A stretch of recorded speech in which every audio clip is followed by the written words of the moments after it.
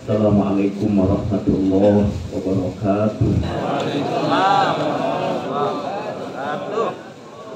Subhanallah walhamdulillah wa la ilaha illallah wallahu akbar. Subhanallah walhamdulillah wa la ilaha illallah wallahu akbar. Subhanallah walhamdulillah wa la ilaha illallah wallahu akbar. Alhamdulillah rabbil alamin. Alhamdulillah hamdan katsiran thayyiban mubarakan fihi kama yuhibbu rabbuna wa yarda. Asyhadu an la ilaha illallah wa asyhadu anna Muhammadan abduhu wa rasuluh. Allahumma shalli ala sayyidina Muhammadin wa ala alihi wa sahbihi wa man tabi'ahu bi ihsanin ila yaumiddin. Amma ba'du. Rabbi a'udzu bika min hamazatis syayatin wa a'udzu bika rabbi ay yahdurun. Subhanaka la ilma lana illa ma 'allamtana innaka antal alimul hakim. Yang kita muliakan Shahibul Majlis Syekh Iqbal Khan dan keluarga, semoga beliau yang sedang melaksanakan ibadah umrah dijaga oleh Allah, diberikan nikmat dalam setiap ibadah, dikabulkan doa-doanya, dan insya Allah keluarga beliau senantiasa dalam hidayah, rahmah, inayah, dan mahabbah Allah Subhanahu wa Ta'ala. Guru-guru mulia kita, Abuya Dr. Haji Ahmad Ilyati Badruzaman MA, Al-Habib Abdurrahman Kasyura, Al-Habib Muhsin Al-Aqad, Habib Abdullah Kong Fatoni, para Habib Faiz, dan semua para habaib, ulama, ikhwatal iman yang dimuliakan oleh Allah Subhanahu wa Ta'ala.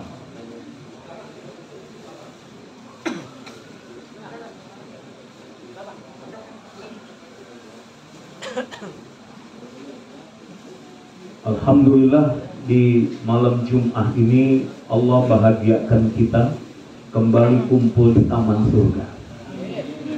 Majelis ini adalah majelis taman surga. Mengapa? Rasulullah SAW yang memberi kabar gembira itu. Idza marartum bi riyadil jannah farta'u. Qalu wa ma riyadul jannah ya Rasulullah? Qala hilakum. Rasulullah di hadapan para sahabat radhiyallahu anhum mengingatkan, idza marartum bi riyadil jannah. Kalau kalian lewat taman surga, bersimpuhlah. Ambillah duduk-duduk di tempat itu. Kemudian sahabat bertanya, apa riyadul jannah itu ya Rasulullah? Qala, kemudian beliau menjawab, hilakul zikri, halaqah zikir, majlis zikir, majlis ilmu adalah taman surganya Allah. Maka ikhwah yang dimuliakan oleh Allah, setiap kali kita datang ke majlis ini, maka berarti kita mendatangi taman surga. Maka insya Allah orang-orang yang ada di taman surga di dunia, kita selalu berharap insya Allah nanti berada di surganya Allah Subhanahu wa Ta'ala di akhirat. Amin ya Rabbal Alamin. Baik, dalam kesempatan ini saya ingin sampaikan sebuah kisah tentang mukjizat Nabi Muhammad sallallahu alaihi wasallam yang terjadi ketika beliau Nabi sallallahu alaihi wasallam dan para sahabat sedang menggali Khandaq atau parit yang kita sebut dengan perang Khandaq. Ya, di mana salah satu strateginya adalah menggali parit, sebagaimana diusulkan oleh sahabat Salman Al-Farisi radhiyallahu anhu. Yang menggali parit ini bukan hanya para sahabat, tapi langsung Rasulullah Muhammad sallallahu alaihi wasallam ikut menggali parit. Bukan dalam waktu yang sebentar, menggali paritnya cukup panjang, lama, berhari-hari, dan para sahabat dalam saat itu dalam keadaan yang sangat lapar. Tapi ternyata Nabi jauh lebih lapar lagi. Ketahuan dari mana? Sempat ada bunyi dari perutnya Nabi. Ada gesekan. Ternyata apa yang terjadi? Nabi mengganjal perutnya dengan batu. Bergesekan. Dan sahabat tahu pasti Nabi sangat lapar. Tapi Nabi tidak bicara. Apa yang dimuliakan oleh Allah Subhanahu wa ta'ala. Layan sama kita. Kalau kerja bakti, banyakan kerjanya apa banyakan ngemilnya? Kopinya. Kopi liong. Kopi liong, Masya Allah. Banyakan ngopinya sama kerjanya. Nabi dengan sahabat begitu. Sampai kemudian seorang sahabat namanya Jabir bin Abdullah. Jabir bin Abdullah ini melihat dan tahu Nabi dalam keadaan lapar, ambil inisiatif. Apa? Dia pamit sama Nabi. Pamit kemana? Pulang ke rumah, barangkali ada makanan, sekedar bisa mengganjal dari rasa lapar tersebut. Diizinkan oleh Nabi.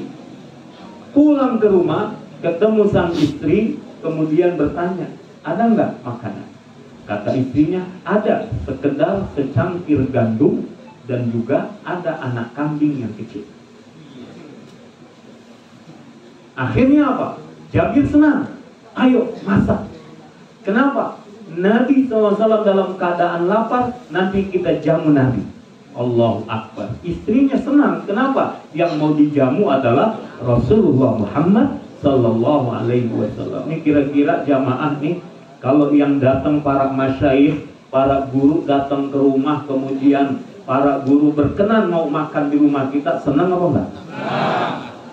Udah pernah ngundang? Ya itu dia. Undang dong guru-gurunya ke rumah. Ngundang jangan lagi ada musibah doang. Orang lagi seneng. Kita ini kadang-kadang begitu. Orang lagi sakit, pakai selang infus, dalam keadaan lidah nggak enak, dibawain makanan, dibawain buah-buahan, parcel. Kira-kira yang makan siapa? Yang jagain, yang nungguin. Makanya kalau ngajak guru makan, guru lagi sehat. Jangan guru sakit baru dibawain makanan. Gitu ya, Bu. Baik, kemudian apa? Udah nih, istrinya Jabir seneng masak. Udah masak, udah selesai. Kemudian apa? Nah, Jabir kembali kepada Rasulullah Sallallahu Alaihi Wasallam. Kemudian bilang sama Rasul, ya Rasulullah, sudah tersedia makanan. Dalam pandangan dia, barangkali Nabi diundang, Nabi hanya ngajak beberapa orang. Kan biasanya begitu. Ngundang seorang tokoh, ngundang orang tertentu, paling berapalah yang ikut peserta. Tapi apa yang terjadi, ikhwah yang dimuliakan oleh Allah? Nabi kumpulin semua sahabat, kemudian semuanya diajak oleh Nabi.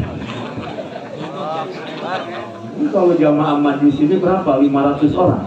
Lebih, pada waktu itu sampai 1000-an orang.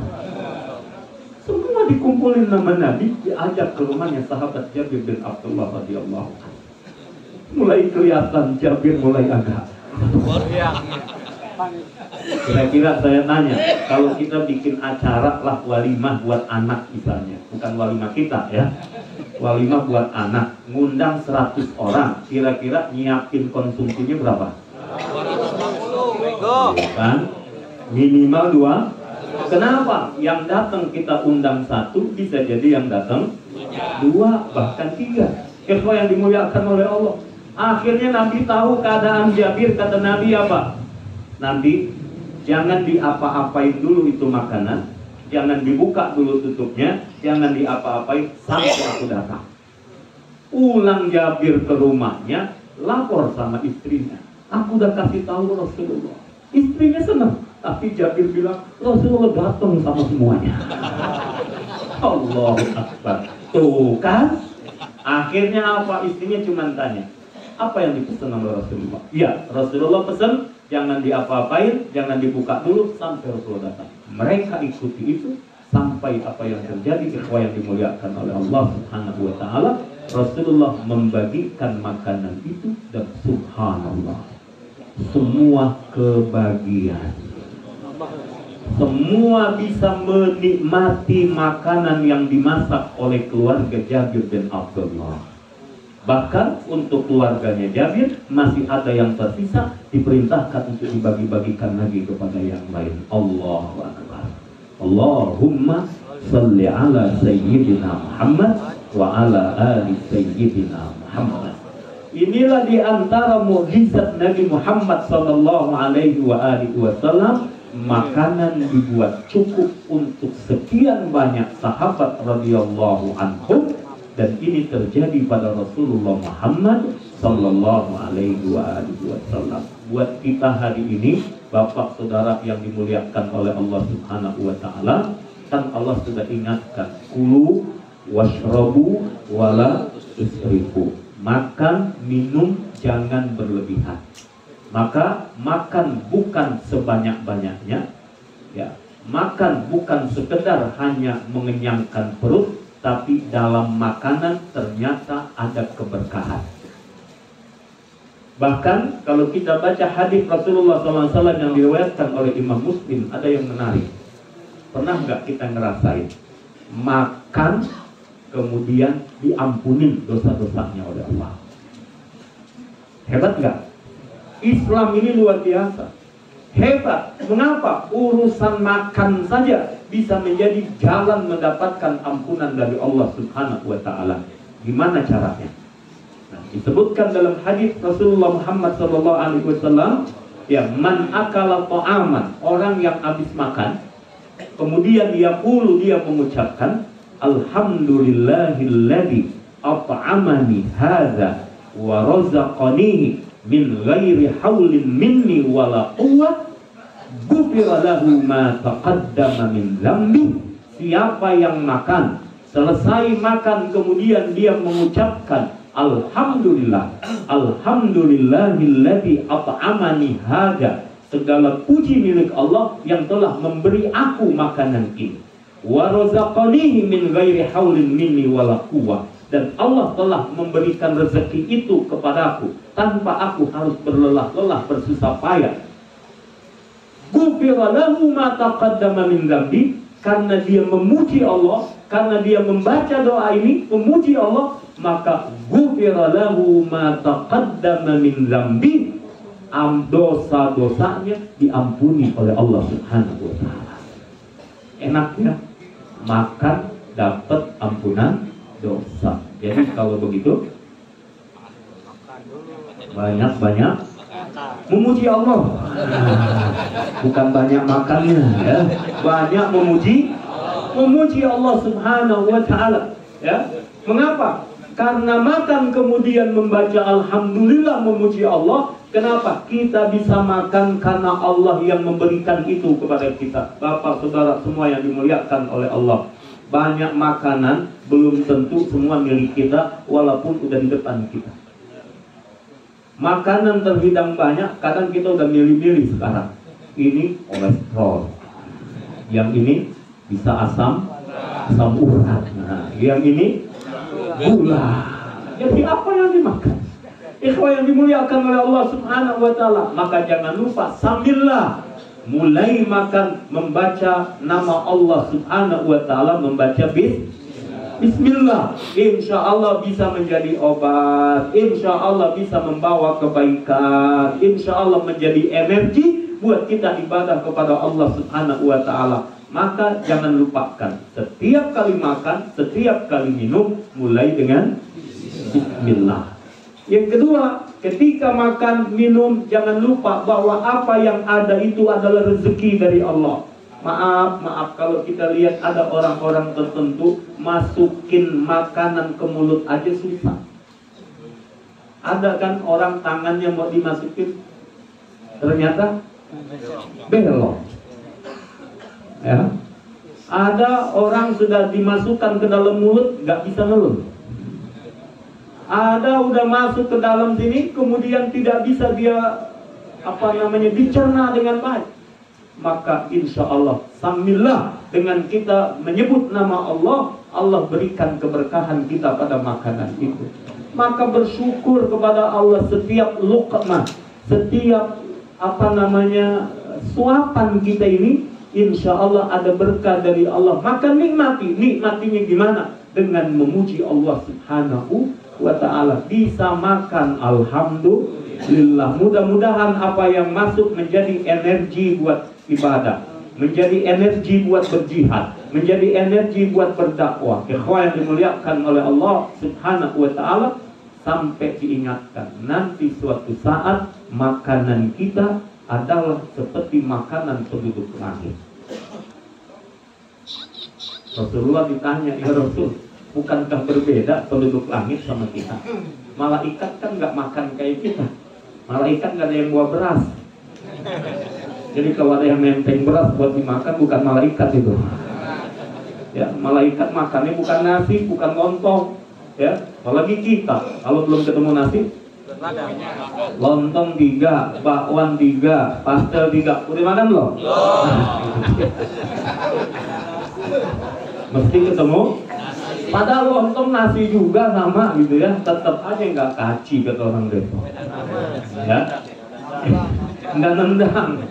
Baik, ikhwan yang dimuliakan oleh Allah Subhanahu wa ta'ala, ini makanan. Ya, bersyukur kita kepada Allah yang masuk ke dalam tubuh, dan itu rezeki dari Allah. Rezeki dari Allah. Apa yang bisa kita makan, rezeki dari Allah. Nggak perlu banyak, mungkin sedikit. Ada orang yang makannya sedikit, rezeki dari Allah.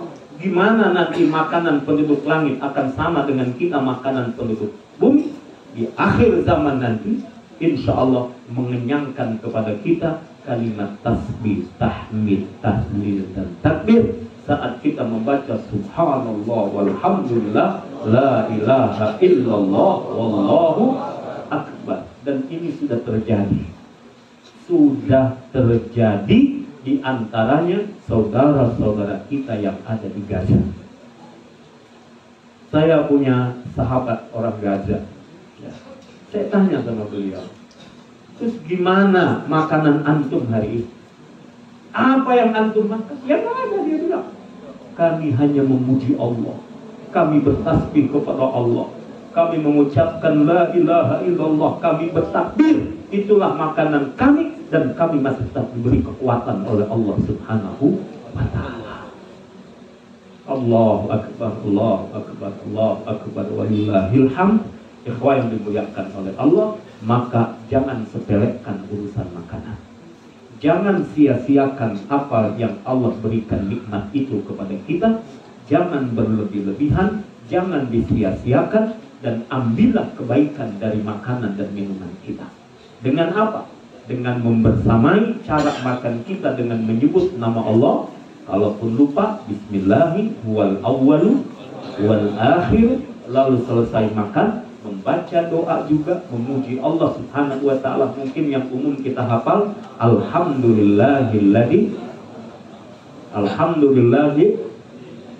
alladhi at'amana wa saqana wa ja'alana minal muslimin. Itu umum. Nah, ada lagi redaksi yang lain yang seperti saya sebutkan tadi, alhamdulillahilladzi at'amani hadza wa razaqanihi min ghairi haulin minni wala quwwatin. Maka insya Allah dengan sebab makan kita yang kita jadikan ibadah, makan kita yang kita jadikan saat berzikir kepada Allah dan selesainya memuji Allah, ghufira lahu ma taqaddama min dzambi.